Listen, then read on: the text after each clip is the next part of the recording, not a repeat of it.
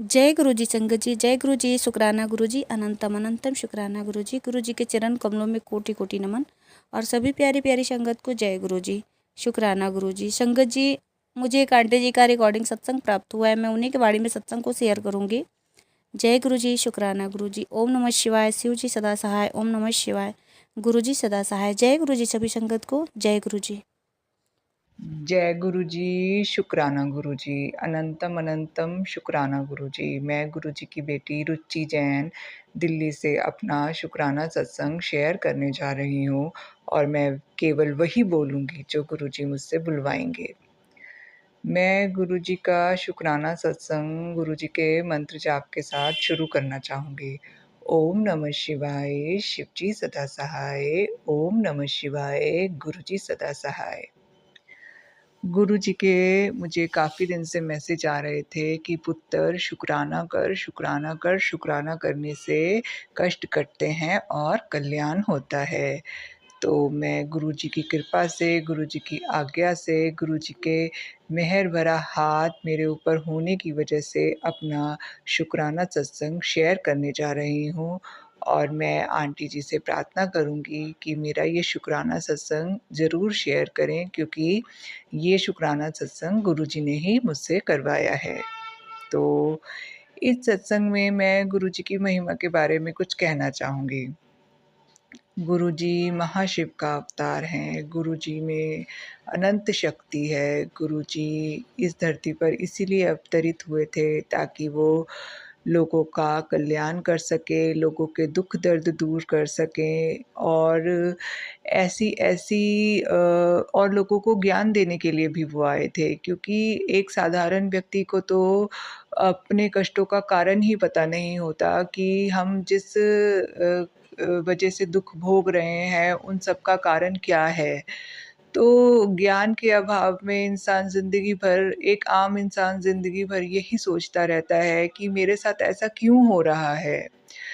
तो जब इंसान गुरु जी के साथ जुड़ता है तो उसको सबसे पहले तो अपनी समस्याओं का कारण पता चलता है कि हमारे साथ ये क्यों हो रहा है और उसका एक रीज़न यह है कि सबसे पहले तो हमारे जो पिछले जन्मों के कर्म होते हैं, कोई भी कष्ट, कोई भी दुःख हमारे ऊपर तभी आता है जब वो हमारे पिछले जन्मों के या इस जन्मों के कर्मों से जुड़ा हुआ होता है। तो इन कष्टों से निजात पाने का सबसे पहला उपाय क्या है? सबसे पहला उपाय यह है कि हमें अपने गुरुजी महाराज के स्वरूप के सामने बैठकर अपने माड़े कर्मों की माफ़ी माँगनी चाहिए कि हे गुरुजी, इस जन्म में, पिछले किसी भी जन्म में, जाने में, अनजाने में जो भी हमसे पाप कर्म हुए हैं, हमें उसके लिए क्षमा कर दीजिए। हम आपके बच्चे हैं, हमने जाने-अनजाने में बहुत गलतियाँ की हैं, तो उसके लिए हमें क्षमा कीजिए गुरुजी। हम भूलनहार हैं और आप बख्शनहार हैं। गुरुजी हमें क्षमा कीजिए। तो इस प्रकार से जब हम अपने माड़े कर्मों की माफ़ी माँगते हैं, तो गुरुजी की कृपा हम पे होनी शुरू हो जाती है। गुरुजी हमारे कर्मों के लिए माफ़ करके हमें अपनी ज़िंदगी में आगे बढ़ने का रास्ता दिखाते हैं। जब सभी रास्ते वे हमारे लिए बंद हो जाते हैं, तो गुरुजी हमारे लिए अपनी भक्ति का रास्ता खोलते हैं और जब हम उस रास्ते पर चलते हैं, तो हमें सभी प्रकार के दुःखों से मुक्ति मिल जाती है।